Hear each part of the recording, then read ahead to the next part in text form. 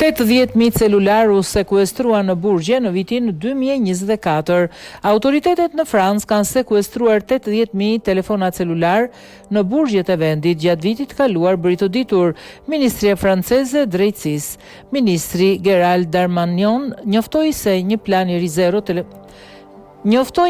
të rizero telefona celular në burgje me synimin për të dhënë fund aksesit të burgosurve në telefona dhe për të ndaluar futjen e drogës apo sendeve të tjera të ndaluara përmes dronëve. Sipas këtij programi që ka vlerat prej disa milion eurosh, shumë burgje do të pajisen me grila në dritare, aparatura me RZX dhe pajisje bllokuese që bëjnë të pamundur përdorimin e celularëve dhe ndërpresin lidhjen e internetit. Ashtu siç thanë, 80.000 telefona celular u sekuestruan vitin e kaluar së bashku me drogë, tha ministri gjatë një vizite në burg La Fontaine në Paris, ku ish presidenti Nicolas Sarkozy ndenjë për 3 javë. Më herët punonjësit e burgut thanë se të paktën 2/3 e personave në La Fontaine konsumojnë hashash në qelitë e tyre, shtoi Darmanin.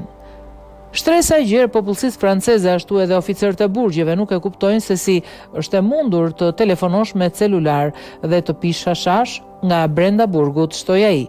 Sipas tij, kriminalët më të rrezikshëm duhet izolohen plotësisht nga bota jashtme në burgjet e sigurisë së lartë.